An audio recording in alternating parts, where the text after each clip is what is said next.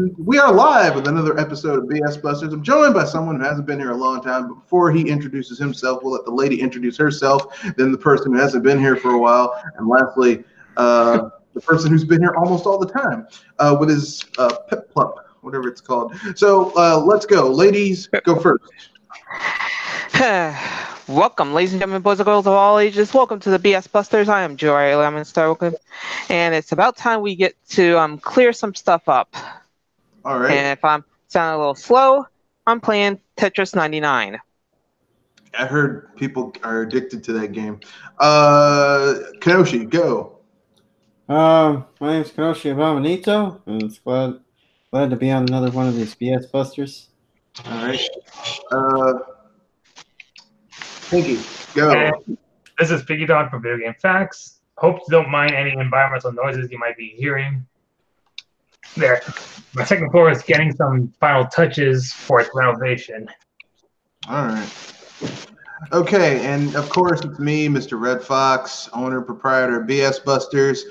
The channel, the video series, the podcast series, where we basically dive into bullshit in the video game industry, and the gamosphere, which is the collective term for the industry, people who play the games, people who make the games, people who consume the games, people who look at the games, the entire ecosystem, if you will. And we find things that don't make sense and then call them out and give solutions on how to fix them if they can be fixed. If they can't, we just call them out and point them out to people. So without much ado, let's get into it. And I guess we can start with the first topic, which is... we were talking about it before we started, by the way. Yeah, we were talking about, is Bethesda lazy? Now, for those of you who don't know who Bethesda is, if you've been sitting under a rock, Bethesda is the game company that's headquartered in Bethesda, Maryland, that basically makes, they're known for Elder Scrolls and Fallout. Well, they bought Fallout, so Fallout 3 and Fallout 4, and but before they made those games, they started out with Elder Scrolls. That's pretty much the game that put them on the map. But they also made a shitty Star Trek game. They made a Terminator game. They made a tarot game for the NES. And they've been on a tear of acquisitions over the last few years, where they've been buying, where they've merged and bought others, well-known studios like id, so that they could get access to Quake and Doom. So it's software. So I mean, they've been busy. They've been busy doing what, I have no idea, because they haven't really demonstrated that these acquisitions have helped them make games any better. But so let's dive into it. So the hot button question is Bethesda lazy? Let's see. We did see their form of laziness when they copy and pasted the Skyrim dragon on Fallout 76. Yeah, they did do that. Except that they just reskinned it, but it literally was the same enemy.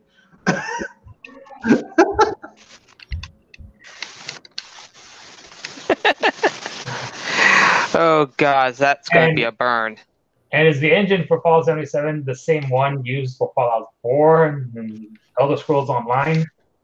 I don't think it's the same engine for Elder Scrolls Online, but it is the same engine for Elder Scrolls 4, Skyrim, and like it's using the same engine. Basically, like the thing about Bethesda is that, like in 2001 when they bought Fallout from Interplay, because Interplay went out of business, they basically, like, the studio that would later go on to become Obsidian and Troika and all those other studios, like those people were working on Fallout Van Buren, which was basically kind of like going to be the 3D Fallout game. And they were creating an engine to make a 3D Fallout game. And they sold everything. It was a fire sale at Interplay. So that engine went to Bethesda. They then repurposed that engine to make Oblivion.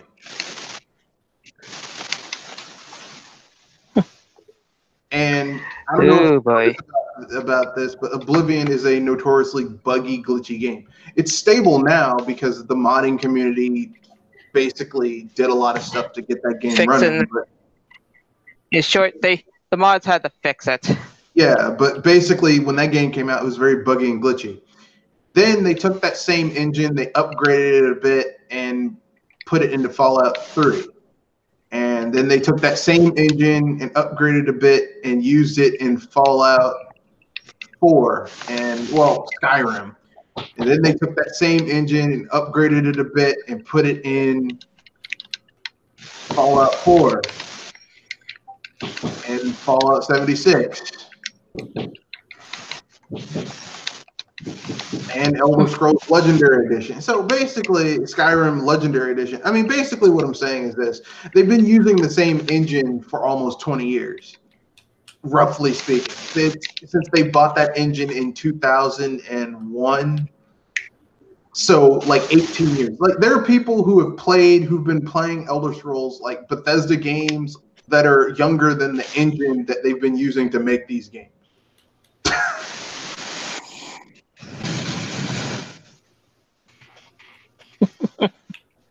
Which is fucked up.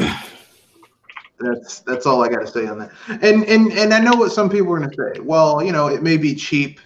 It's economical, and you're right. It is economical to use an engine that you know how to use. You know, and some people might say this is double standard, but I mean, personally, I'm not wild about the engine that they use to make the new Super Mario Brother games with. I personally prefer the old, you know, Super Mario World, Super Mario 3 style of graphical engine for those games. But I mean, I still would be a little bit hesitant if they were still using that graphical style even now. You know what I mean? Yeah. But we've never had the level of bugs with a Mario game that we have with Bethesda games. Which is kind of unnerving. That their games are that broken? That their games end up so bad. I think the thing is kind of unnerving that Nintendo games, while generally hated, they're less glitchy than games published by Bethesda. You mean made by Bethesda? Yeah, Bethesda publishes games, some games that aren't that broken, like Doom 2016 wasn't that broken. I mean, it wasn't in great shape, but it wasn't that broken. Well, I did discover a glitch or two when playing Doom. Well, yeah. I mean, like okay. Glitches always find a way to get into gaming, no matter how careful you are at times. There are very few games that are just completely bug-free. Maybe Pong, but or Tetris, the original Tetris. But by and large, like when I say a game is broken, like a game having a glitch here or there or a bug here and there, that's kind of par for the course. What I mean by a broken game, I mean like there's major substantial problems with you making progress in the game. Like how in Elder Scrolls, how Skyrim, how you could literally fall through the floor if you played the game for too long on PS3. Or how basically like the game would get corrupted and your save would be erased on PC. Or how, you know, Fallout 3 would basically crash for no apparent reason. I mean, and how you get locked out of a mission, how you get locked out of any side quests. Yeah, that could happen too. That's happened to people with that game. It's I mean, it's sad, but it's happened. I've never had it happen to me, and I've played a lot of Bethesda games, but and I think it's gotten worse since they bought that engine in 2001. Because like Bethesda games were never bug free. As a matter of fact, when you'd buy them, they would come like this was way back in the day. They would come with the CD-ROM to install the game, and then it would come with a little 3-inch floppy that you would basically have to install with all the patches, the bugs and the bug fixes, hot fixes, and patches to make the game playable. But even then, it pales in comparison to what we have now.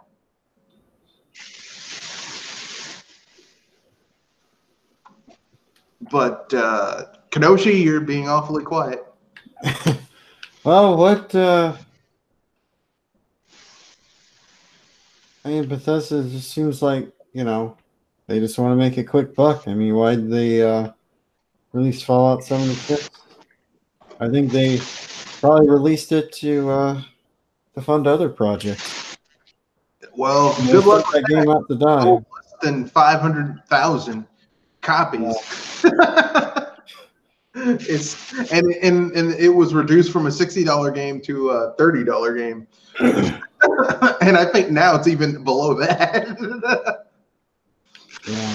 If they were expecting to make a quick dollar with that game, they are sorely mistaken.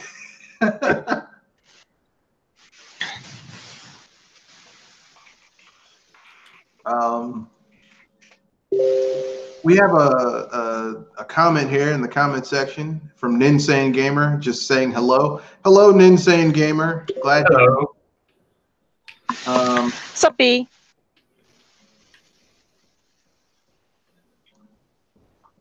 Thank you for joining. That's me pretending that I can do a Lando Calrissian voice, but I can't. So. You want some Colt 45? We don't need to be drunk to talk about BS this bad. No. Billy D. Williams in the 70s was a spokesperson for Colt 45. He did Colt 45 commercials for the liquor, for the malt liquor, Colt 45. Interesting fact. I was saying that we don't need to get that drunk in order to call out what is serious BS. And the hilarious thing is that I saw pictures of Billy D. Williams in the 70s when he was considered a sex symbol, and he was not a bad-looking man. I'm like, dude, you don't need Colt 45. Normally, you get women drunk because you need the help, but you just go, hey, I'm Billy D. Williams. Look at my little pimp stash. But anyway, but Bethesda, so I guess we can all agree that Bethesda is lazy and they need to do better. Yeah. That's it. I mean, you know, we don't need to belabor the point. I don't think. I mean, there's no one here defending them, so there's no need to argue about it. So that brings us to the news of the week. Not Kenoshi. Me, yours truly. Any news that? Oh yeah, Nintendo and Marvel are hiring Japanese fresh graduates from 2020. Is that a coding school? Because they're offering jobs for local students that graduated in this month for game development, system development of network systems, intellectual property, graphic design, musical production, planning, promotion. So I guess they're expanding they're growing. Yeah. That's good. I hope they don't grow too quickly or too large, because a lot of companies that have been expanding have kind of. I was gonna say you're gonna say that they're gonna pull Activision, aren't they? Well, no. I was gonna say I hope they don't grow too quickly, because a lot of the times when you see a company grow too quickly, sometimes they they'll have to cut the fat sometimes it's unsustainable to readjust. Well, it's unsustainable growth, but Nintendo's been run pretty well, so in regard to that, like, they've never had to hire a whole bunch of people and fire a whole bunch of people, so hopefully they won't have something like that going down. Plus, I think they're hiring more people so that they can have a larger reach of the type of stuff they want to do. which is a smart move. So. Moving on, there's been some rumors going around that the special edition for Persona 5 will be coming to Nintendo Switch this fall. I mean, it wouldn't be surprising. Yeah, considering that Sega bought Atlas and really wants to make money off of them, and it's not really helpful. Wouldn't be surprised. Well, it's not helpful because the thing is that like the Nintendo system is a system that's been starved of good quality RPGs for years and years and years. Because, reason. I was about to say money. Well, I mean, it's not money because it literally, okay, money would be a money reason to not put a game on a system would be why are you putting a JRPG on an Xbox system? Because historically, JRPGs on the Xbox system fail abysmally. So if you're a Japanese company and a Japanese RPG developer and you don't put your game on the Xbox, makes sense because you're not going to make your money back. I was only saying one reason.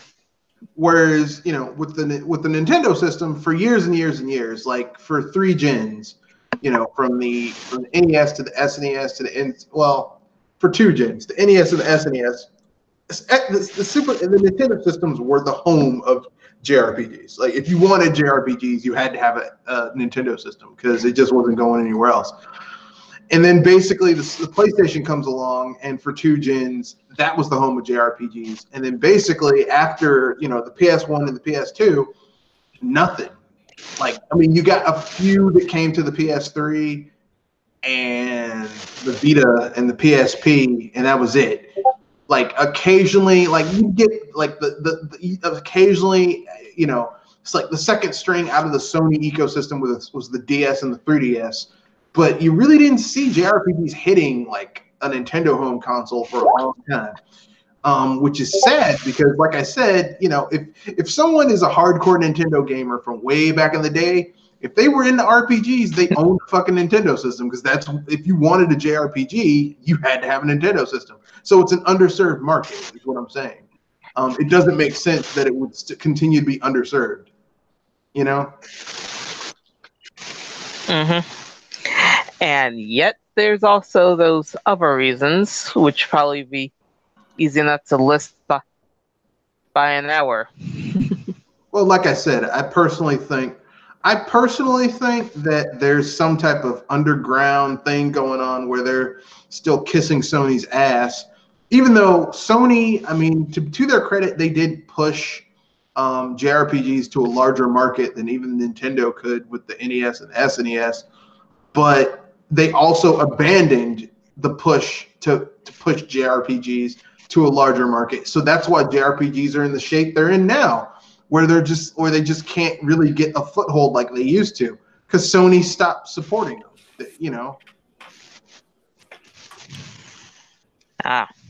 Yeah. I mean, because I remember back in the day where Sony was all about those JRPGs.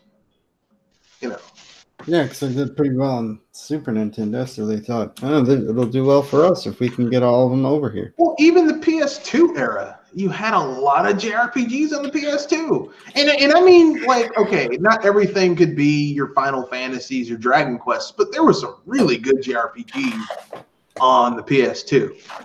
And then the PS3 comes along, and the PS3 was like a fucking JRPG desert.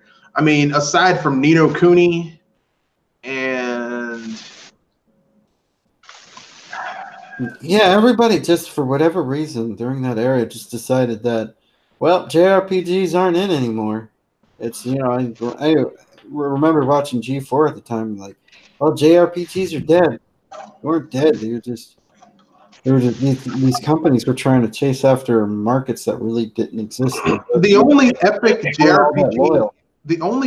JRPG, like straight up, like classical in your mind JRPG that I can think of that came out for the PS3 that I was like actually like, man, I'm so excited this game came out. It's fucking Ni no Kuni. Yeah. I mean, yeah, there were the Tales games, but I mean, I think most of the PS3 Tales games sucked. I'm sorry. Kenoshi, you mentioned G4 Tech TV.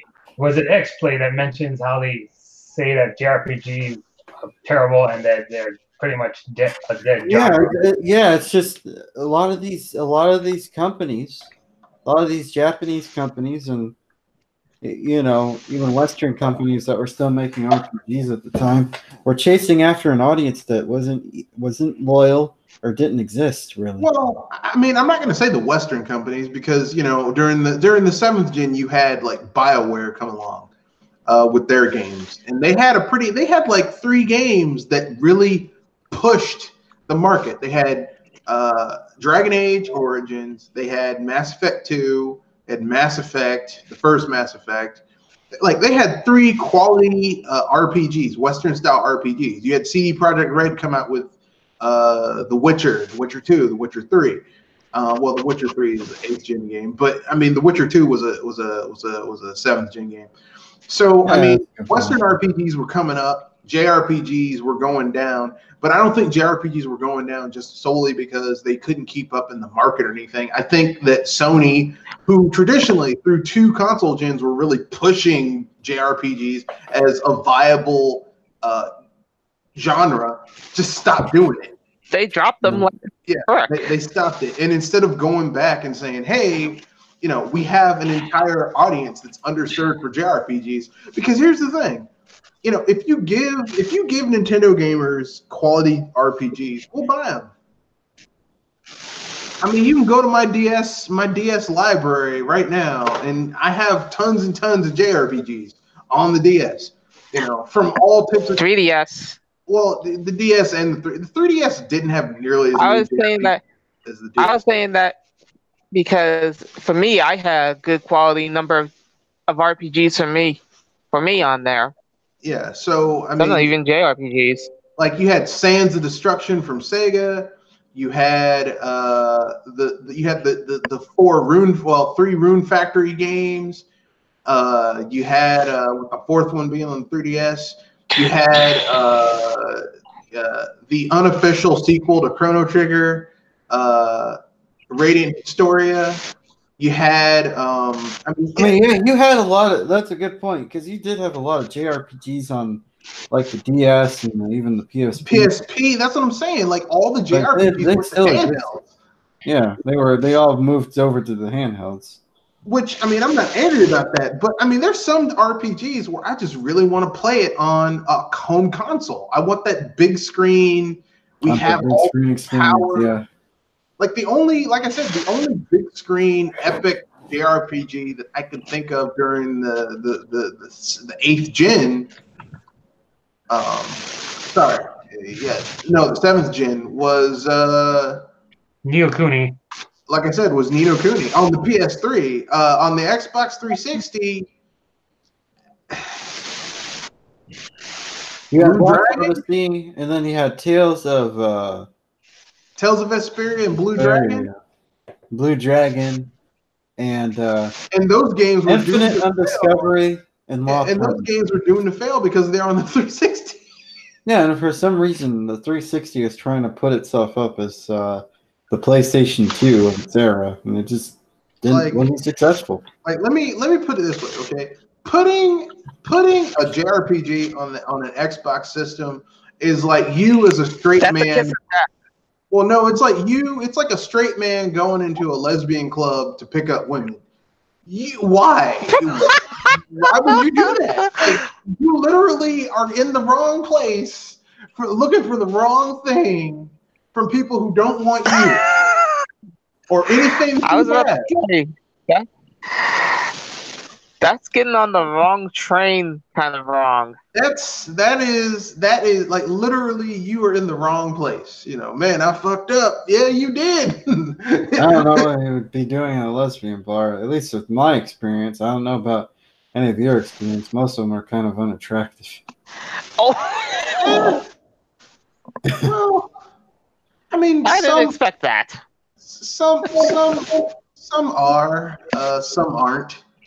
But the point still stands. Even if you go into a lesbian bar and they're all really attractive, you as a straight heterosexual man, they are not interested in you. They don't want anything from you. So you going in there, man, I'm gonna pick up one of these women. No, you ain't. You're completely unnecessary to this equation. I was about to say, that's wrong. You're fishing in the wrong kind of hole, buddy. So that's basically, in this case, double pun intended. Okay, so literally, like when I see a JRPG come to a Microsoft console, I'm like, why? Like you see Square Enix, we're putting Kingdom Hearts 3 on the Xbox One. Why? Yeah, that fishing hole is kind of thin. And what I'm hearing, yeah, You ain't catching anything in this pond. There's nothing in that pond. There's no water. There's no fish. It's dry. It's dry. It's a mirage. There's nothing in there. I mean, I'm not saying a few people might not. I'm not saying a few people might not buy it, but I'm just saying overall, it's like, you know, a smaller. That's a dried up pond. Yeah. But like I said, you have a completely underserved market on the Nintendo system. Like you could totally, like, okay, let's use Kingdom Hearts as an example. Okay, fine then. Square Enix had their face buried up Sony's ass during the PS1, PS2 era. Fair enough. But that doesn't mean you couldn't have put Kingdom Hearts 1.5 and 2.5 on the Wii U. Or the original Kingdom Hearts. I don't. Yeah, I never. 1 and 2 on the Wii. There's no reason for those games not to have come to that system. Yet they've kept it off all Nintendo consoles since Kingdom Hearts 1. And at this at least point, the big three. What I don't understand is why didn't they put those games? They were gonna go gung ho and put Kingdom Hearts 3 on the Xbox One. And why the hell didn't they put those Kingdom Hearts games on the Xbox One as well? Made no sense. If you were going to go in on this, why not just go all in? Because Square Enix is stupid. They are run by morons. That and I personally feel that their face is still surgically implanted up Sony's ass. Specifically, their face is in their asshole. So, yeesh. And I stand by that statement. I know people are going to be like, "How could you say that?" Very easily. I think the two of us could say it best. They've been so humble and loving to Sony's fan base that they cannot release themselves from the flatulence and unorthodoxy of Sony. Well, but that's the thing. Like, their games haven't been selling well under Sony. Like, not even when it's like. I was gonna say, even when it's clear that their audience isn't there. The highest selling Final Fantasy game is still Final Fantasy VII. No other Final Fantasy game that has been released has been able to outsell Final Fantasy VII. That's why they're remaking Final Fantasy VII to kind of recapture that lightning in a bottle, which I don't think they're going to do. Good luck with that. They failed to do so. They failed to do so with Kingdom Hearts by some of the reviews I've been watching. So now Square has a new goal to dethrone Final Fantasy VII as the best-selling game in the series. They've been trying with every subsequent Final Fantasy since Final Fantasy VII. And how about instead of trying to dethrone Final Fantasy VII, how about just make a good Final Fantasy game again? Yeah, please. Just that would make it. Could you make a good Final Fantasy game? Could you do that? Well, the thing is, it will not sell as well. It won't sell as well as Final Fantasy VII. That's the thing. Stop worrying about trying to outsell Final. Look, Final Fantasy VII was lightning in the bottle. Final Fantasy VII had a budget. Just the game itself had a budget of like $100 million, and then on top of that, Sony put a $200 million marketing campaign behind that game. It should have sold well. Okay, $300 million. They spent $300 million. And this is 98 money. Yeah. This is 98 money. This ain't like 300 million now is a large budget, but look, compared to 98 money, shit, that's almost $500 million. Okay, if you adjust for inflation, that is crazy. Okay, so you spend $500 million, you spend $500 million to make a game and market it. God damn, it better sell well. That was Destiny before Destiny. Holy crap. So basically what I'm saying is this, okay? Square Enix, look, stop trying to recapture lightning in a bottle or relive your glory days. Why don't you just make a good Final Fantasy game? And, you know, I'm finally going to say it, okay? Final Fantasy 15 seems, to me, playing it, it felt like I was playing a guy who was gay. Noctis seems like a guy who's gay, who's desperately, who's being forced to get married because he's a prince, but he's got to stay in the closet. But he's having one last fling with his 3 boyfriends on the road. The entire time I'm playing it, I just in my head, he's like, "It's safe. Go marry the princess." Well, I'll do it, but I'm gonna hang out with my friends, Dad. And one of them being his Daniel. It all just seems really, really terrible, gay to me. Not that there's anything wrong with that. I mean, if they made a game about a guy being gay, trying to fight enemies, and like a typical Final Fantasy game, but everyone's gay, more power to you. I don't care. But I mean, gameplay is a real eyesore to me. And the game doesn't even feel like a Final Fantasy game. They're like, yeah, well, you know, I mean, look, listen, just make a good Final Fantasy game, okay? Look. People will come to quality, not BS. Stop trying to fucking make it all actiony, okay? It's RPG. It means that there's a certain amount of strategy and thought that needs to be put into every action you make, okay? If I can win a fight by pressing a button really quickly, your RPG sucks. That's a quick time event. Okay? You know, well, I pressed this, I hacked them multiple times. No. That's not a good RPG. Good RPG requires tactics, you know, what jobs, what skills, what weapons should I equip, you know, how to approach this problem in a strategic, tactical way. Yeah, I mean, if I could say that Mario and Luigi, Bowser's Inside Story, is more of an RPG than Final Fantasy 15, there's a problem.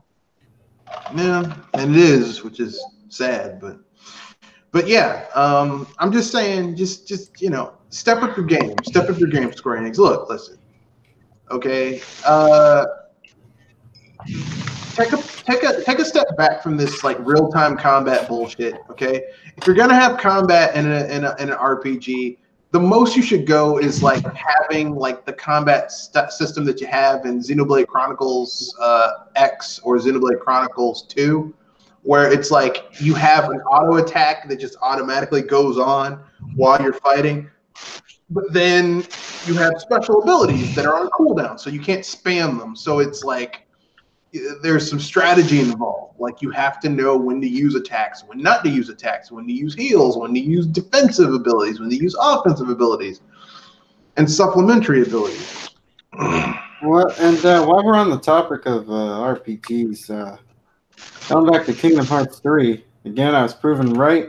I think we were all proven right, and that game was never going to live up to any, you know, expectations. It should be released on either the PS3 or the PS2. Yeah, it should have came out years ago. I mean, I've said this before. Look, listen, you can wait too long to bring out a game, and it brings down everything. Like this was a Duke Nukem Forever moment. It's not Duke Nukem Forever bad because the game's not like the game's not, like the game isn't like. The game doesn't feel like there are parts of the game that were made that just were a product of their time, and time moved on. It feels like this game just should have been made. It feels like this game started being built like 3 or 4 years ago, and they finally got it out. The problem is that Kingdom Hearts 3 should have came out on the PS2 when Kingdom Hearts 1 and 2 came out. Like, that's the problem. At the latest, that game should have been a launch title for the PS3. Like, it shouldn't have skipped it shouldn't have skipped 2 console gens for them to make this game. Because Kingdom Hearts is not that, like... it's a beat 'em up, ladies and gentlemen. Let's be sure. Let's be straight. Game's too easy, and you know, they give you like every chance in the book to succeed. So it's like, I don't know. It's more like it seems like more like a tech demo than an actual game. Ooh. In a sense of how I even had it even on proud mode. It's a breeze to get through. Well, I mean, Kingdom Hearts, which is weird because Kingdom Hearts 1 and 2, especially with some of those secret bosses, were always kind of like, okay, yeah, this is kind of easy. But then those secret bosses are like, oh, you thought this shit was easy? Sit your ass down. Yeah. like that shit was easy. Now it's time to get serious. Which was actually one of the cooler moments in the game was, you know, it's kind of like a Kirby game where like Kirby games start out really easy, but then if you want to get the real ending, you have to do a lot of shit, and it's like, oh, you thought this shit was easy? Sit your ass down. This ain't easy. Yeah, I mean, I can't force myself to care. I mean, the game is just, you know, it just seems like, by what I've heard, you know, various other people say about the game, it seems like all style, no substance. All flesh, no meat. All the substance that the little substance that it has, it just doesn't make any sense. Like characters, they just kill off they kill off one of the main characters because reasons. Who in Kingdom Hearts 3? Yeah, they kill off Kairi for reasons. I don't really like. Here's the thing.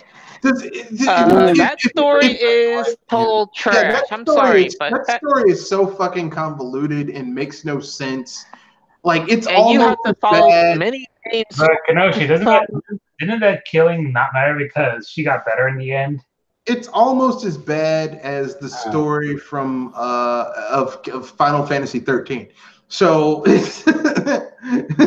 not quite. Final Fantasy 13 is still one of the most convolutedly boring, needlessly complex, nonsensical stories of Final Fantasy. In Final Fantasy 13, they throw a whole bunch of terminology at you at once, explaining none of it. Yep. It's just like, what are you guys doing? Not that, like, to be fair, most of the Final Fantasies after they left the SNES era, the stories were kind of stupid anyway. Except for 9. 9 story was pretty cool.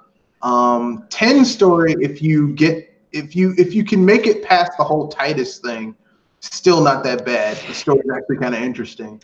12 gets into that starts to deteriorate.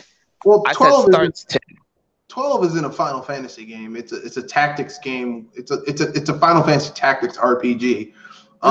Isn't 12 based in the Tactics universe? Yeah, that's the thing. So it's not a Final Fantasy game. It's a Final Fantasy Tactics game RPG. Yeah, that's what I'm saying. Isn't the world, the Final Fantasy? Yeah, it's all even Mont Blanc is in there. So yeah, it's a Final Fantasy Tactics game.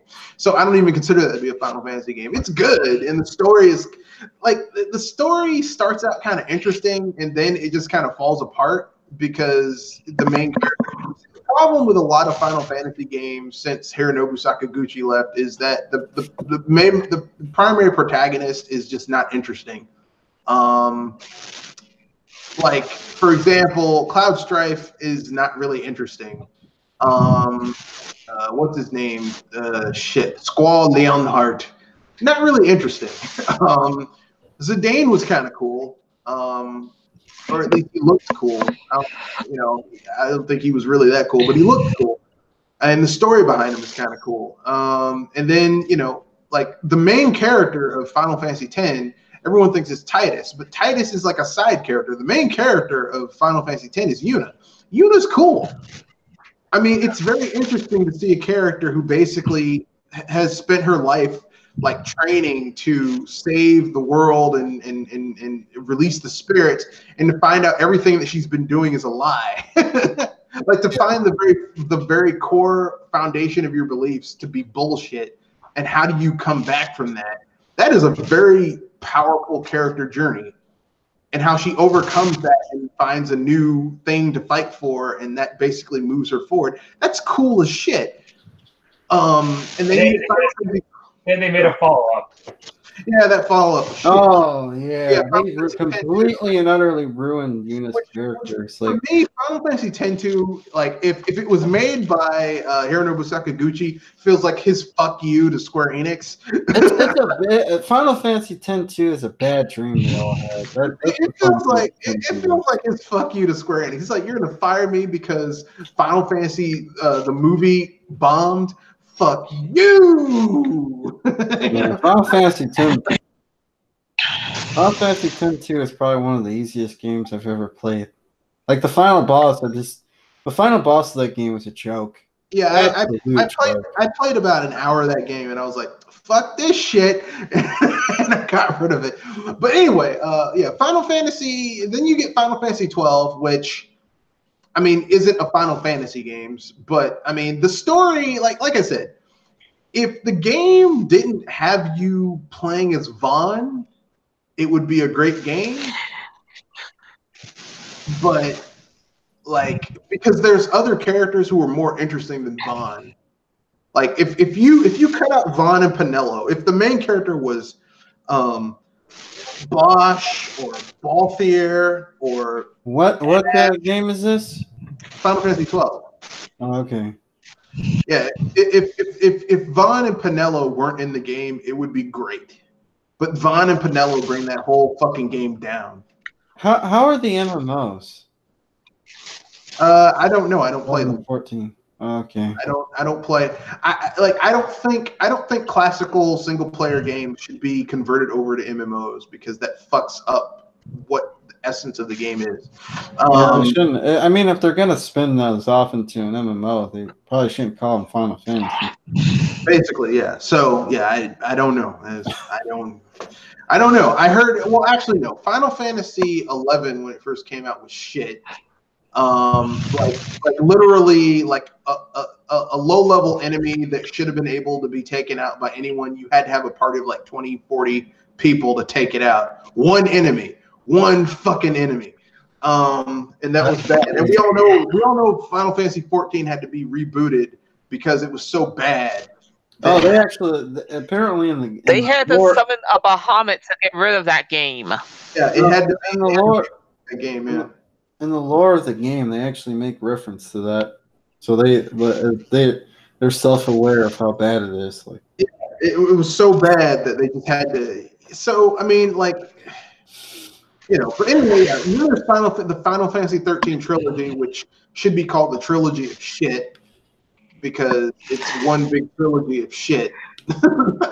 I'm not even there's no clever witticism or bum ma about it. I was gonna say there is a trilogy of games that can rival it, but we usually try to talk about it in the past tense. I can't think of a trilogy that's worse than Final Fantasy 13. The Final Fantasy 13 trilogy. CDI. What, the Zelda CDI trilogy? Yeah, yep. but here's the thing. The Zelda CDI trilogy isn't a good set of games, but there's fun shit about them. Like those shitty CDI cutscenes. It's hilarious. Like there's nothing fun about Final Fantasy 13. The characters are boring. I was about to say, it's really that terrible that it makes the CDIs look that good? Yeah. Well, because the CDI games aren't good games, but they're shit. Like you can laugh at them; they're funny, right? Like, man, that's so stupid. Like But Final Fantasy 13, like, here's the thing, okay?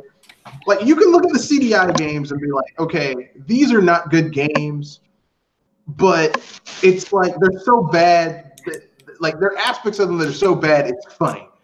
But they're like the dude who made the Final Fantasy 13 trilogy, this guy thought he was doing a good job. Like, he legit thought that he was making good games. And he still fucking works. And if one of his problems was that a character's boob size was too small, they asked him. There's they a problem. asked him in Final Fantasy 13-3, like Lightning Returns, what are you doing to improve these games? Because even they know that those games are shit. I made her boobs bigger. Really? Fuck. Seriously? I mean, I'm a man. And I'm a straight heterosexual man.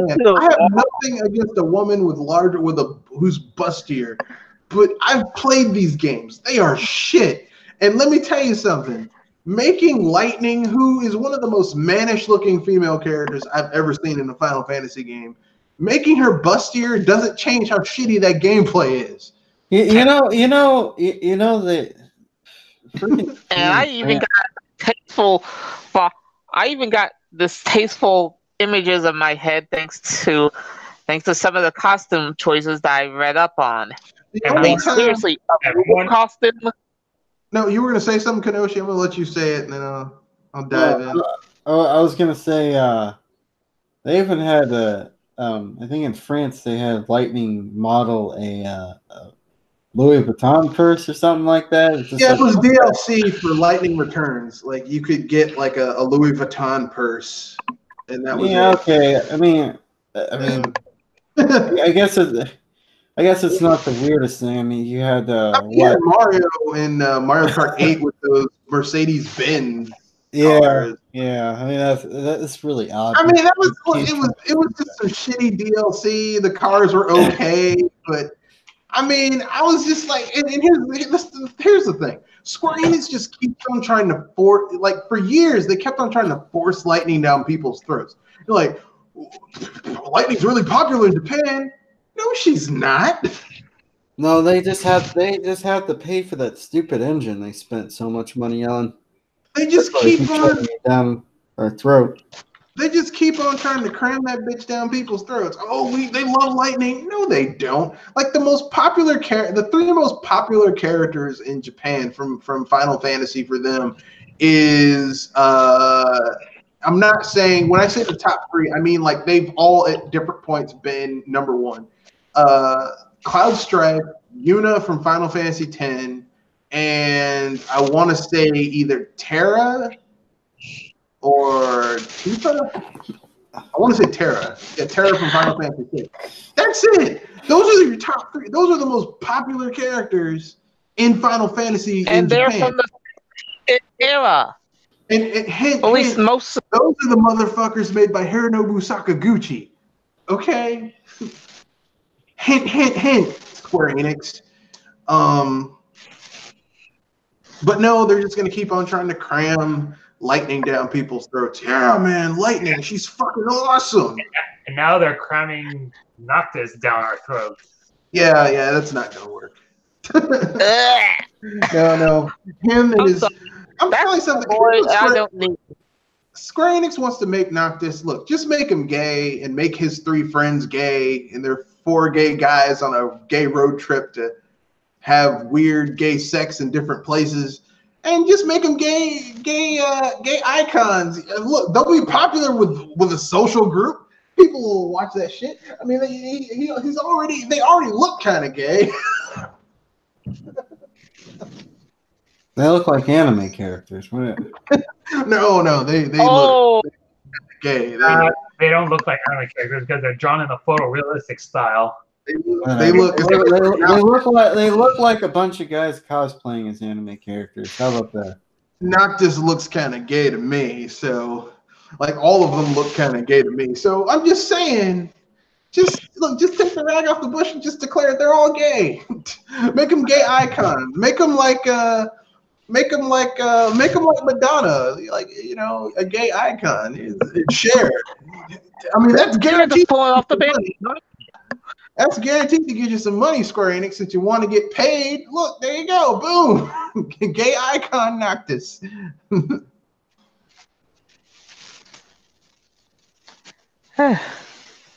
I'm sorry. I'm being rude. I'm sorry. I'm being an asshole. I was about to say, if you were being an a-hole, if anything, Square Enix needs to be avenged by hopefully giving us some good games. You know, I just want to have a good Final Fantasy for once in my life. Since Hironobu Sakaguchi left, I want a Final Fantasy that has interesting characters, interesting towns. It doesn't have some stupid ass gimmick that has nothing to do with RPGs in it. I don't want a Final Fantasy where if I want the full fucking story, I have to watch a movie, read a manga, and get like 3 bits of DLC. Like, that's just fucking stupid, okay? If anything, just give us an RPG that has content, good story, and is not trying to pander to people that are terrible in all manners of speaking. Do you know how many? Do you know how many extra shit that we had to go through in order to figure out the story of Final Fantasy VI? 0. We just played the fucking game. At least that was self-contained. Okay. Unlike when the you newest have- one. Like when you have to go through reams of different like external text to understand what the story is, or the writer has to come out and explain details that Your story. Your story. Yeah, it's like I was watching a video on how Akira Toriyama came out and explained the Saiyans, and I'm just kind of like, none of the stuff was in the show, and possibly it wasn't in the manga, so it doesn't matter. Exactly. Like if you have to, it's like if you have to explain a joke, the joke failed. If you have to explain, if you have to do all this extra explanation for an RPG, your story. Here's the thing. Okay, look. Like, okay, a Mario game doesn't need explanation. I don't need a reason for Mario to be running around jumping on enemies. Because Mario games, the strength of a platformer, or not just Mario, any platformer, is the level design. No one gives a shit about why you're doing all this shit. You just care how well it's done, okay? Unfortunately, there are people who do care about those stuff. Yeah, and they're insane, okay? Because generally speaking, like, different genres of games have different things that like the entire game hinges upon. Like a sports game that's a simulation, everything hinges upon how well the game simulates whatever it's a simulation of. So if you're playing a racing simulation, how well it simulates racing. If you're playing a football, basketball, soccer, whatever, how well it simulates that particular sport. Now, if you're playing an arcade sports game, it's about how well the gameplay mechanics are. How true it stays. Like, does it stay true enough to what it's like the game is of, while at the same time being fun enough and accessible? It has to strike that balance. But if you're playing a platformer, really, platformers are about level design and like how good it's about how good the physics are and how good the level design is. Because basically, a platformer is one big jungle gym playground type thing, obstacle course type thing. That's the whole point. But RPGs are special because RPGs are all about story. If the story sucks, everything else, I don't care how good the gameplay is, if the story is ass, the whole RPG falls apart. Yeah, because you have to have a reason. You have to have a reason to build up these characters. And well, the thing about the RPG stories is because they have to be convoluted and complex. Because if it simplifies and it fails an RPG, Not really. I mean, there are RPGs that have simplified stories. I mean, look at Paper Mario, the original Paper Mario. It's a very simple story. But the thing about now people will disagree. They'll say that actually that the Paper Mario stories are far more. No, I didn't say later games. I said the original Paper Mario 64 has a very simple story. It's not overly complex. Tried to get the back from Bowser after he threw you out of it. Yeah, it gets it gets kind of simple, really, but it's very simple and to the point. He kidnaps the princess, he kicks you out of her castle, he lifts it up in the air. You have to get the star spirits in order to get back in and all that shit. Repair the star road, blah blah blah. Get the star rod, blah blah blah blah. Okay, it's not like, oh my god, this story is so deep. But I mean, aside from that, by and large, the story is serviceable. The story is serviceable. The gameplay is what really gets you for the Paper Mario game, because it's like an overly simplified RPG, but it's still an RPG. But then you play something like, Final Fantasy 13, which has this complicated, overly complex, unnecessarily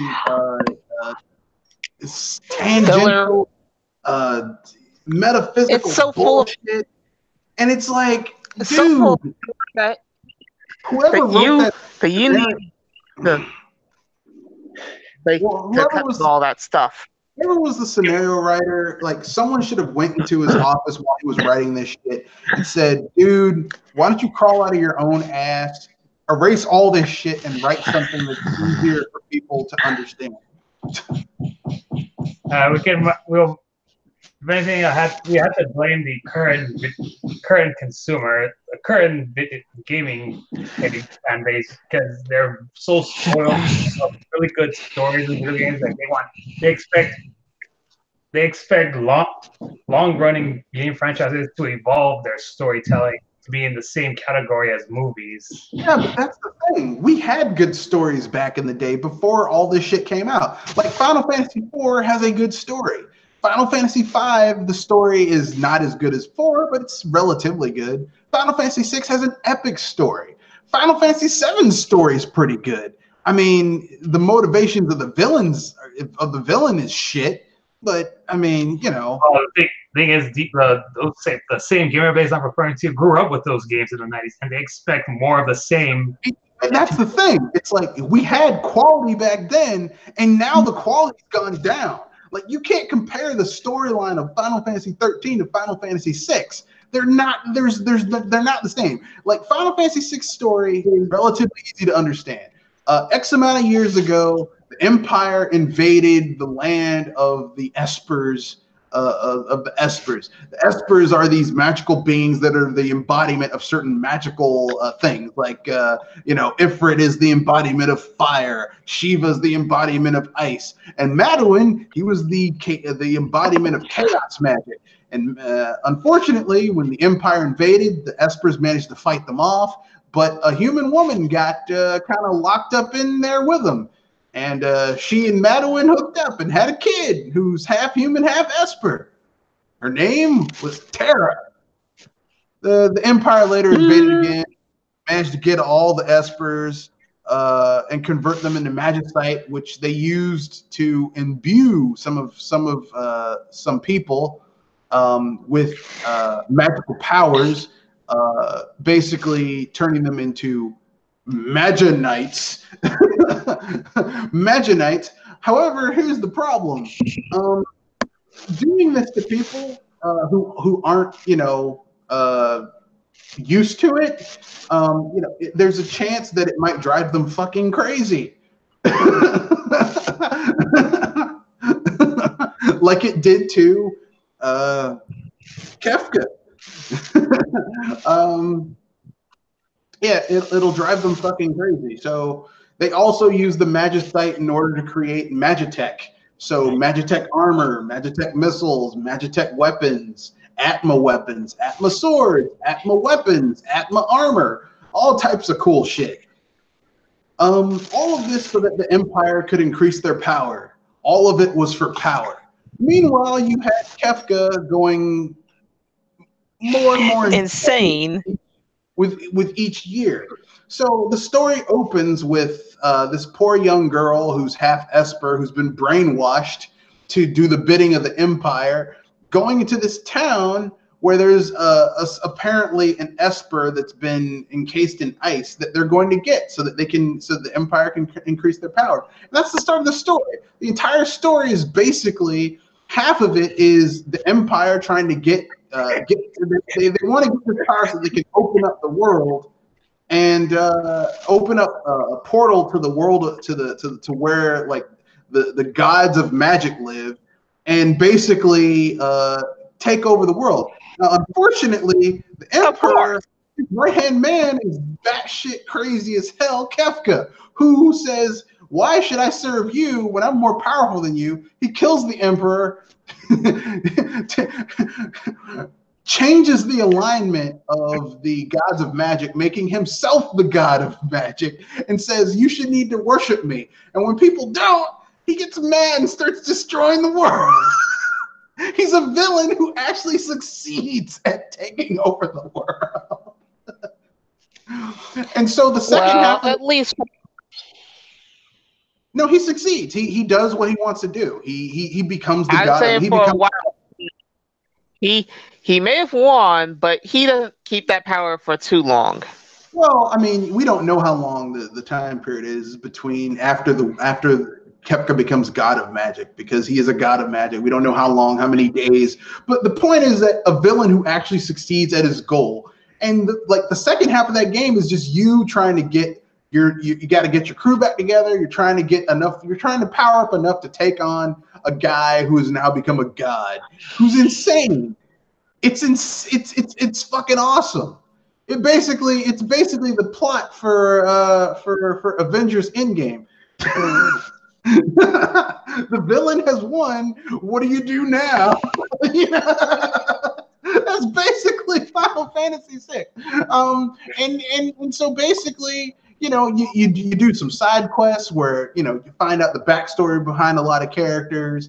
It's interesting backstories because almost all the characters in the game have some awesome shit going on. You get some awesome new weapons. You get some awesome new abilities. You find some more magicite and relics. You kick some more ass. It's all great. And then at the end of it, you fight your way to Kefka and you kill his ass. You kill his ass good. And that's the end of the game.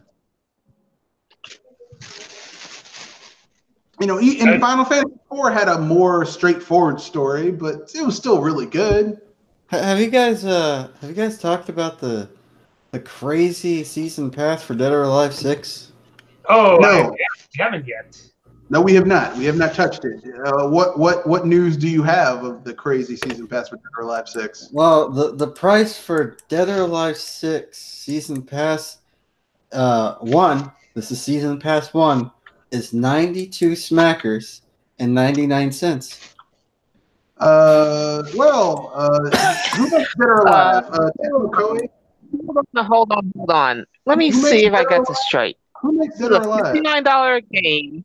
And Who makes Dead or Alive? Koei Tecmo. Okay, that's all I was asking. Okay, go ahead. Koei Tecmo. I was going to say, this is a $50 game.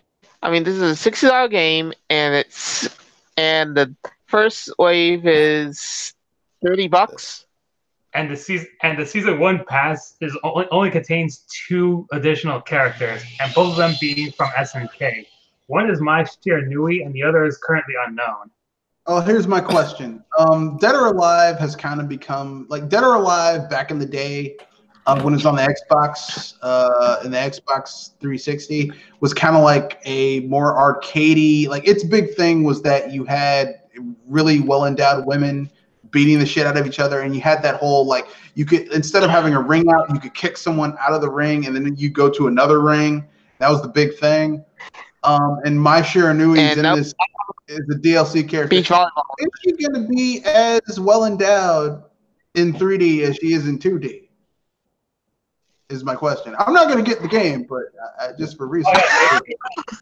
They already showed 3D model. They've already shown what she'll look like in Dead or Alive. Is she just as blessed in 3D as she is in 2D? Because if she is, yes. If she is, then I might get this game when the price goes down, but not right now. I've never really been in the 3D fighters. They just look Really? sluggish. I like Soul Calibur. That's one exception, but the others it just looks slow and sluggish. I mean, for me, I like the fast ones. So Dead or Alive, I used to play back in the day. I never owned Dead or Alive because it was a Xbox exclusive for a long time because Tomonobu Itagaki was one of the executive producers on it, and Tomonobu Itagaki had this weird obsession with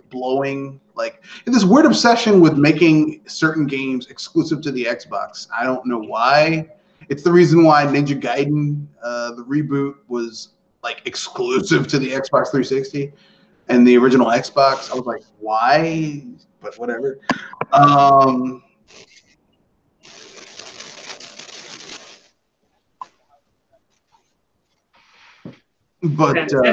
And since it's a mainline Dead or Alive game, that means there are male characters in the roster. So I'm guessing that the second SNK character from the DLC season pass might as well be Terry Bogard. As it would make sense since he and Mai are married. I feel kind of awkward ogling his wife though. hot, way too hot for him, wife. I didn't even know Koei Tecmo had the license to SNK. I don't think they had. I don't think they own the SNK. I think it was just kind of like a licensing deal, like crossover type thing. I mean, like the thing is this, okay? Like the DLC, the prices fucking suck. I think here's what I think. I think that the DLC prices, people aren't going to buy it initially. And I think the prices are going to have to go down, or they're going to have to renegotiate how they charge those prices, because $92 and $93, let's just say, just round it up, is bullshit for 2 characters. Like, is it 2 characters and some outfits, or just 2 characters and that's it? Like 2 characters and some outfits. Okay, so it's 2 characters and some outfits. So Dead or Alive 6 season pass.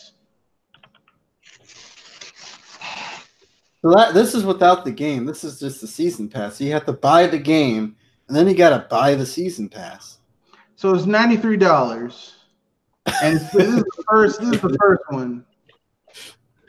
You have got to be fucking kidding. Okay, so here's what you get. Here's what you get for $93. You get 2 new characters. You get Mai Shiranui, who is no, she's not nearly as busty as she is in the 2D games. They lie. And fuck that. If you're gonna have Mai Shiranui, she's got to be robust. She is. Let me put it this way, okay? If you are a boob, man, she is boobalicious in the SNK game. She has got nothing to be ashamed of. If she has children, she's breastfeeding. She's eye candy. They are going to be breastfeeding a long time, okay? but that's neither here nor there. So basically, you get 62 costumes, including the Nico Technomancer gear, which, I mean, it looks okay, but it's not $92 okay. And you get Happy Wedding Costumes Volume 1, Happy Wedding Costumes Volume 2, Costume Pack Volume 1, Costume Pack Volume 2, additional character. Okay, you get Mai Shiranui. You get 1 new character who's unannounced. You get another new character debut. This is some bullshit right here, man. And this is how much? $93. $92.99. Just round that shit up. It's 90. That's more than the damn game. because the game you could buy you could buy 2 3DS games and still have change left over, or at least I can buy 3. or at least. Because don't forget, you can get certain 3DS games for $29.99. You can get 3 games plus taxes. I was saying 2. I was saying 2 because I was going by the average normal AAA 3DS game. No, these AAA games, they're just not like this year, but you $29.99, 3 games plus taxes. Man, fuck this. You're right. And you'd have $2 left over. Well, I mean, I don't know what your taxes are. Where I live, I mean, that 93 would barely cover the taxes, but still, 3 games, $93, maybe a little bit more, 94. You get, look, this some, man, fuck this. That's all I mean, this is fuck this. I think if you're going online and trying to get anything physical. So that's yeah. I mean, I think we can all collectively say this together, but fuck Dead or Alive 6 and that DLC too.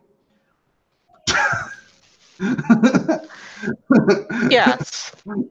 Yes, indeed. Fuck that shit, man. I mean, that $93 pricing, you know what that reminds me of? That reminds me of the price to get almost all the DLC for Super Smash Brothers 4. Yeah. Good point. That's what that reminds me of. That reminds me of that Smash Brothers 4 DLC. You know what? Fuck you, Tecmo Koei. That's a good point. Instead of sneaking it in, they're like, yeah, we're just gonna give you the price outright. Fuck you and your mama too, Tecmo Koei. There you go. Man, all this talk from Square Enix as well as Koei Tecmo, we forgot to move over to the main topic of this podcast. Oh, we got time. If we go a little bit over, it doesn't matter. It's a Saturday night. We're here. So the fun topic of the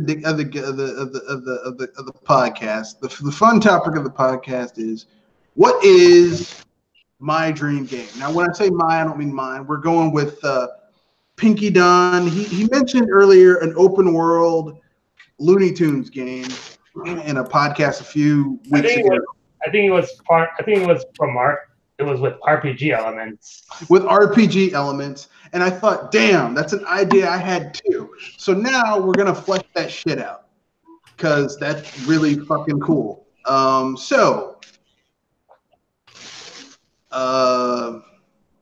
world Looney Tunes Thanks. game. I suspect that you'll be able to recruit other Looney Tunes characters by beating them in a fight.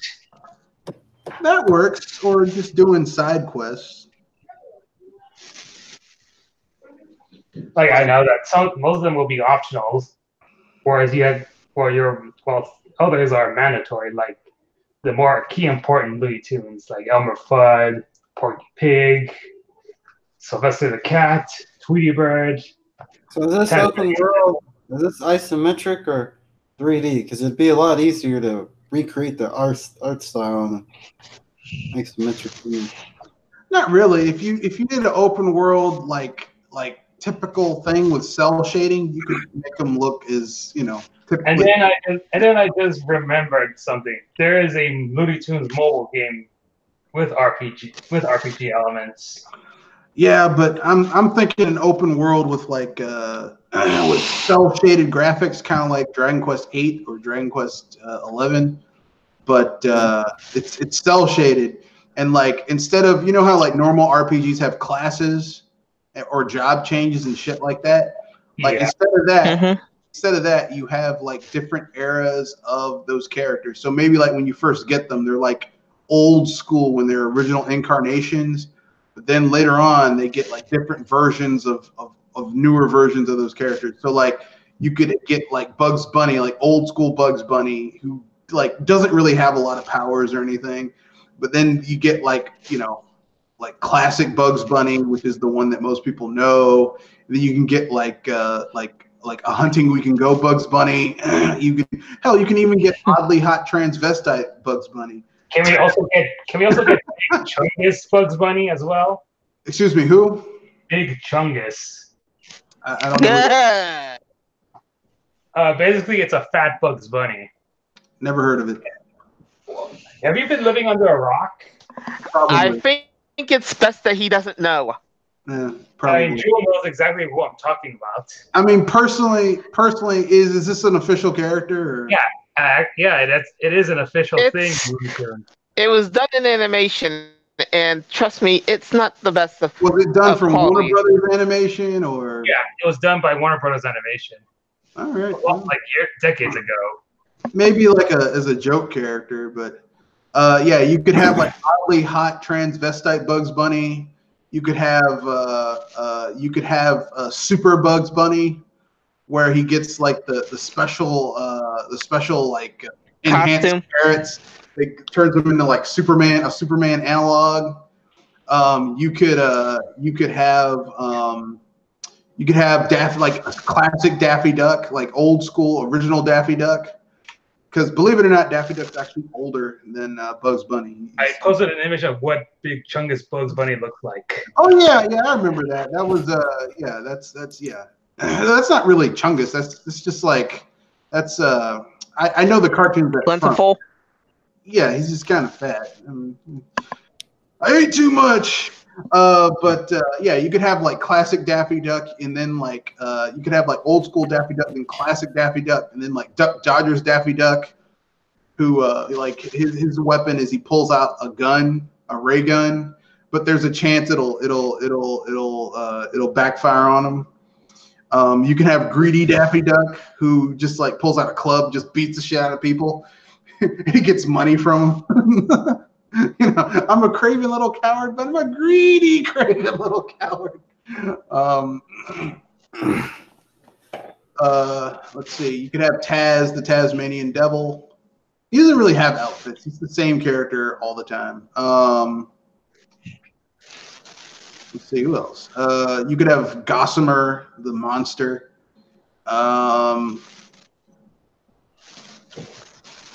Porky Pig, who doesn't really have outfits. He has at least. Some characters have outfits and other characters don't. You know? Yeah. So it's like, how would we give those characters abilities when they don't? Like maybe the characters who don't have different outfits could be support characters. Like they're like a summon, kind of. So it does have different forms, like his giant monster form. From that one Tweety Bird. Yeah, you could do that. Or you could have like hairless Tweety Bird, like pink hairless Tweety Bird from back in the day. And like that could be like he could be like like an equipable like kind of pet type thing. And then you could like as a summon you could have like classic like yellow Tweety Bird. I thought I saw a putty tat. Pink Tweety Bird, and Granny comes through and just beats the shit out of your enemies. Stay away from my bird, run! And I know that Wiley Coyote has wore different outfits based on various Acme gadgets.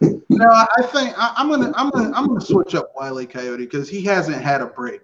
In this world, Wile E. Coyote sued Acme, and now he owns the company. He owns the company. That would be fun. And he's actually revamped how they do business, so their products actually don't suck anymore. Like, he owns Acme, and their products don't suck. That'd be entertaining. That could actually be pretty interesting. Like there could be an entire level where you have to visit the Acme Corporation now that he owns it, and it could be like a riff off of Charlie and the Chocolate Factory. But Acme, you know, it's like, come with me and you'll see the world of my imagination. Oh God! Count to 3, take a breath.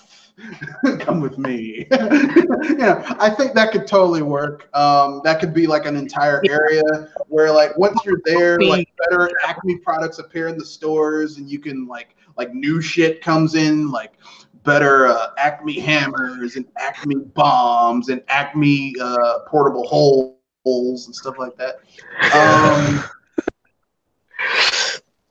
And makes me wonder who the heck is quality control at Acme when he wasn't in there. I don't know. That could be like a side quest. Like find the guys, find the people who were in control of quality control at Acme while it was before Wile E. Coyote sued them and won. Let's see what else. Battle system. I think that the battle, you have like a basic attack that each character can use, which is based on what they have equipped. So like frying pans, baseball bats, a stick, a ray gun, whatever. And then like your magic attack would be gags. Like gags would be things like a black cat crosses you snap your finger, a black cat crosses the path, and then an anvil falls from the sky and hits the enemy or something.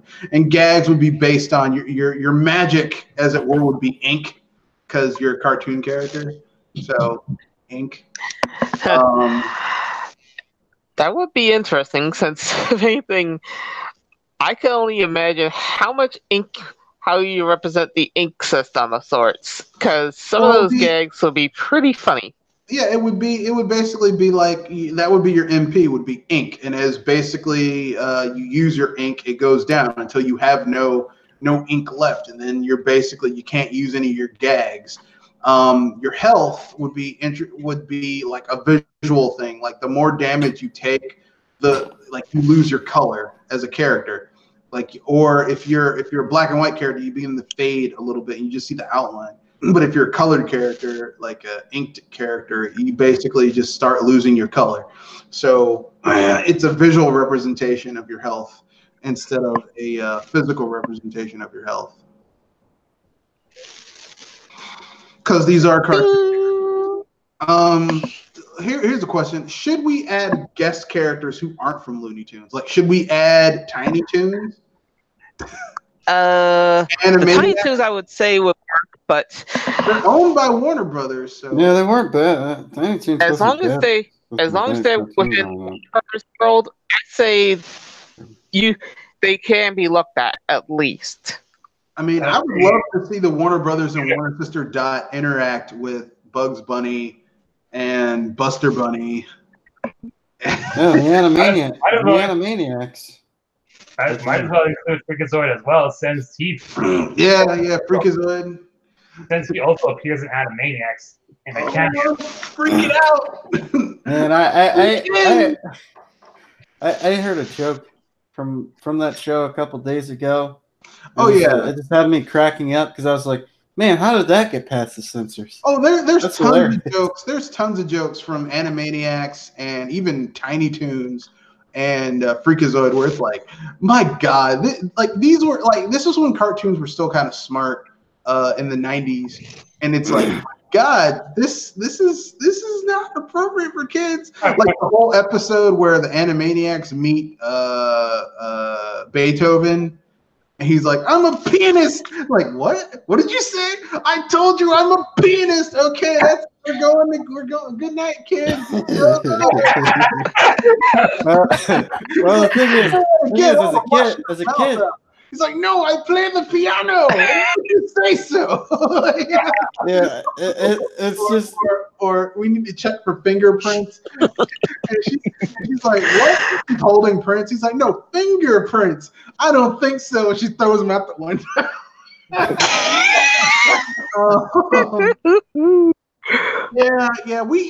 Kids, our cartoons were better than your cartoons, except for maybe SpongeBob, because SpongeBob's has some pretty dirty jokes in there, and that's about it.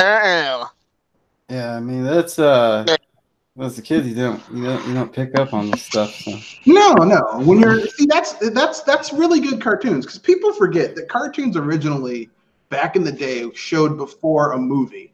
Like adults would be watching a cartoon before a movie, and so it had to be funny not only for the kids watching it, but for the adults watching it, which is why you had jokes that were under the radar, well written. Well, you had well-written jokes. Like, it was funny for a kid, but then it was also funny as an adult. Yeah. right? Like that was. I mean, that's the hallmark of really good comedy. I was saying that it works on multiple levels. I was saying that there's jokes that are at least supposed to be under the radar and yet understood. I guess, but anyway, So for the open world, who do you expect the final boss to be? The Monstars? no, that's lame. They only showed up in one movie, and it's not even a good movie. No, I think the final boss should be some invisible executive who's all over the universe is trying to erase their world, and they're fighting to keep it from being erased. Kind of like the plot point, like the plot point from Roger Rabbit. Except yeah, kind of like that, but it's like that character, like Roger Rabbit, is based on land rights and segregation in Hollywood. This isn't so much that where it's like we're trying to basically take over the cartoon or colored section of this place in order to build a highway. It's like literally they're trying to erase the Looney Tune world, the Looney Tune world. So like basically just completely get rid of it or change them into things that they're not supposed to. So those weird ass clones from when they were trying to bring back Looney Tunes back in the late 2000s, early 2000s, where like Yosemite Sam can't curse anymore. like they try to turn Yosemite Sam into a nice. They trying to whitewash him. They try to make him sanitize him. I hate that rabbit. I don't know. At least he still has a hate against Bugs Bunny. So it's not all bad, but he could be a lot better. That wrecking fracking varmint. I hate that rabbit. But anyway, yeah. I think a cool gameplay mechanic could be like instead of you fighting solo, you can team up in like duos. So like it's basically like a buddy thing, which makes your basic attacks more powerful and your gags more powerful. So like Bugs and Daffy, or Daffy and Bugs, depending on how you want to say it. Porky Pig and Daffy, Elmer Fudd and Bugs. Like Bugs basically can pair off with a lot of characters. Because he's good at annoying them and getting to do stuff. Tweety Bird and Sylvester make a good pair. You can even have Speedy Gonzalez. Speedy Gonzalez and Sylvester, and you can have Pepe Le Pew and any female character, and it just gets really awkward because basically, like their attacks get weaker, his attacks get more powerful and more offensive to enemies. Pepe Le Pew, that bastard, that raping bastard. And of course, we have the different outfits, so you can have different outfits from different eras. Like you could have like the modern Daffy Duck outfit, the wizard from when they tried to reboot Looney Tunes. He's like sitting in his easy chair and he's having this dream where all the shit that he does, like it's magic. He's like he's like in his mind he's like microwaving a burrito, but like he's in real life he's microwaving burrito, but in his mind he's a wizard casting magic, making shit appear like the wizard, stuff like that, which would change how they attack and stuff like that. So yeah, that's what I'm saying. Like all right, guys. I think I'm gonna head out. All right, well, give me a time and you can leave. My name's Kenoshi Abominito. Glad to be on another one of these Mr. Red Fox's casts, and see you guys on next Saturday. All right. Yeah. Okay. Take care. Anyone have anything else they wanna bring up? I think we've exhausted the Well, there is one thing I want to bring up. There's All right, there's some PS4 owners on Japan's port begging Game Freak to put Pokemon Sword and Shield into the PS4. What? Like, Did I hear that right? I'll post a link to it right now. well, it doesn't. You don't need to put the link to it because it's not going to happen because there's no way on God's green earth that. I just had to. No way on God's green earth that Pokemon, a Nintendo exclusive, is going to the PS4. Nintendo owns like 30% of the Pokemon company, so that just ain't gonna happen. It's you would sooner. Just like you're never going to see Kingdom Hearts 3 on a Nintendo system, you're never going to see a Pokemon game on a Sony system. Like, it's just not going to happen. Actually, it's more likely to see Kingdom Hearts on Nintendo than Pokemon on PlayStation. That may be true, but I doubt it. It's both ways. It's not going to happen anytime soon. And I don't see it happening with Pokemon. I would say Kingdom Hearts has been on a Nintendo system, if you count Care Memories and Dream Drop Distance. I don't count those. I don't count those as Nintendo systems. I don't count handhelds as systems. When people say system, your assumption is that it is a console.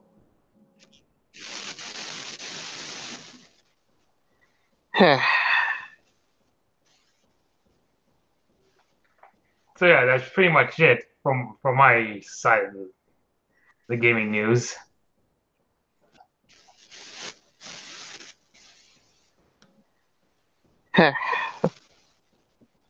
So yeah, fuck them. I don't. I mean, like if you're dumb enough to think that Nintendo's gonna put their keystones. If you think Game Freak, and Nintendo owns like 30% of Game Freak. If you think that Nintendo is gonna let Game Freak, Pokemon Company, put fucking what's the name of that fucking game? Gonna put Pokemon, which is like a flagship Nintendo IP, on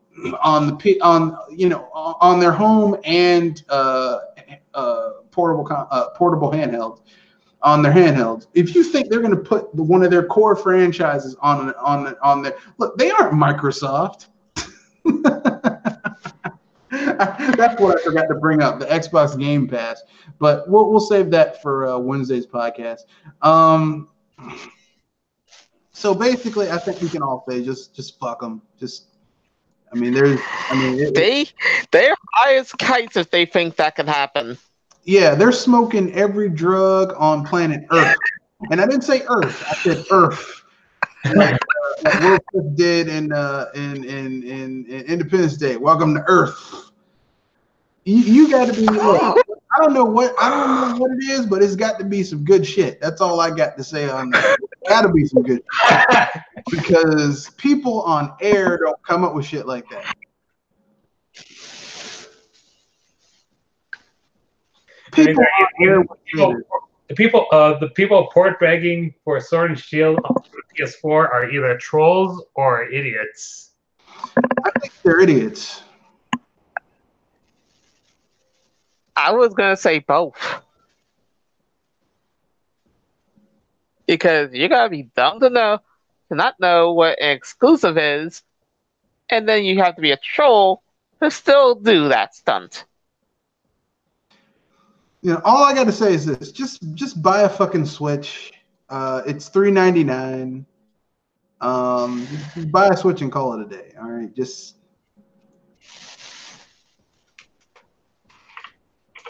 stop wasting people's time with some bullshit.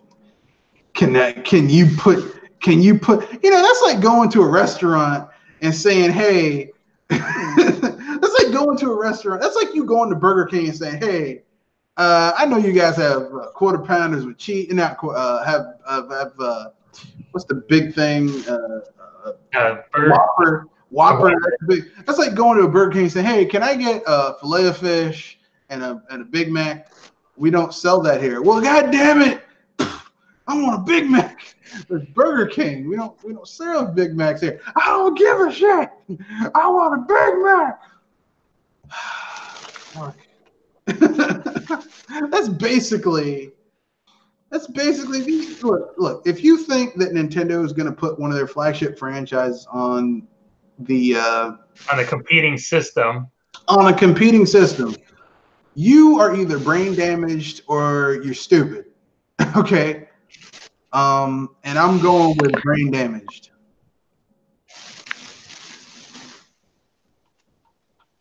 Yep. So yeah, you a dumb motherfucker. That's what I gotta say. And with that being said, that's the end of the podcast. Pimp out what you guys want to pimp out, and then we'll wrap things up. Well, if anything, I don't got anything, but if anything, I did get second place in that Tetris 99 battle.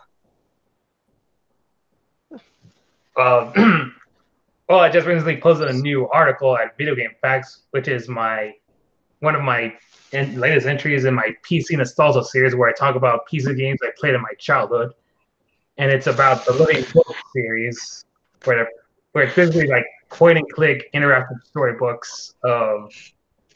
Yeah, those things are pretty nostalgic to me. What's nostalgic? Living Book series. These Living Books series. All right. So I guess you guys pimped out what you wanted to pimp out, so I guess it's my turn. Well, I got nothing. That's not true. I have some videos I'm working on. Coming soon. Oh snap! We have two comments from Dragon Sword. Did I get the email you sent me? I did. When I checked my new email, the Mr. Red Fox official email. I haven't responded to it yet, but I got it. I will. We have a podcast this Wednesday. If you join, I'll send you an email. I'll send you an invite. We also have a podcast, like I said, every Saturday, 7:30 p.m. Eastern Standard Time. It's the same time for Wednesday and Thursday, for Wednesday and Saturday, but I'll try and send you an invite for those. And your next question is, not sure if this is answered from the previous podcast, but will there still be a new handheld console despite the announcement of Pokemon Sword and Shield on the Switch? I personally think there will be a successor to the 3DS. I just don't think I think it's going to come in the next 2 or 3 years. I think they announced it because they had to have another game come out, and it makes more sense to put it on the system that's hot right now because the 3DS is not hot. It's in hospice care, okay? It's getting a better send off than the PSP or the Vita got, but it's still old and on its last few days and kind of needs, it's a good handheld, but it doesn't. It's old. But yeah, like basically the next Pokemon after this one is probably going to, if it's not going to be like one of those, Pokemon Yellow type things for Sword and Shield, then the next like official next gen one, like after this one, is probably going to be on Nintendo's next handheld and not on the Switch. Not on the home console. That's what I'm saying. It's probably going to be on the Switch. So, and I know people are going to say, "Well, the Switch is a portable." No, it's a console that is able to move. Well, no, it's a home console. It's a home console that portable capabilities. It's a portable home console, but it's not the same thing as a 3DS or a Game Boy or a DS that are strictly built around the concept of handheld gaming. Because I don't know about you, but I don't like playing my Switch just anywhere. Like I prefer playing it at home. I don't want to play it like I don't feel comfortable pulling out my Switch on a subway or when I'm in a movie theater waiting for the movie to start because I like to go to the movies early and I have like 20, 30 minutes to kill. Like I don't like doing that. Whereas those are a bit too big or bulky to put on your pocket. Not just that, I just feel awkward. And normally I have my satchel with me, my man purse, if you will. So that's not the issue. It's just I don't feel comfortable doing that. Do I think the Gen 9 Pokemon game will be on both the next handheld and the home console, similar to Super Smash Bros. 4? I don't know. It depends on how well the Switch sells. If the Switch is at 50 million by the time the next Gen 9 Pokemon comes out, it'll probably come out on both. Although I think if Nintendo's smart and the Pokemon company is smart, whatever Nintendo's next handheld is, if they really want to start it off on a really good foot, my thing would be, why don't you release it solely for just that handheld, like a launch game for that handheld? Because that's really going to sell gangbusters for that handheld. And I know people said, well, that's never happened before. Well, Nintendo's doing a lot of things they've never done before. We never thought they'd release a half-ass incomplete game and then add shit after the fact. But they did that with Splatoon. Well, not Splatoon. I was going to say Mario Kart 8. So there was content missing from that game day one, and they added it after the fact. So I mean, there's a lot of things Nintendo's doing that's different. So that would make sense. That would really put the game off. That would really put the system off, the handheld off on a good foot if it has a Pokemon game day one, like a big, huge Pokemon game day one. Not day one, but like maybe in the first like month or so of its life cycle. Maybe if it launches with a Mario game, maybe a Zelda game, maybe some new IP and a Pokemon game. So you got 4 games right off the bat that you can get for that system, and that would make it sell gangbusters. So Nintendo has its third pillar, because I don't think mobile is going to be a really viable third pillar because mobile is too volatile. It's very hit or miss. Yeah. But if they have a handheld that they know that people are going to buy shit for, but yeah, that's my opinion. Do I think that it's going to be on both platforms? If like I said, if the Switch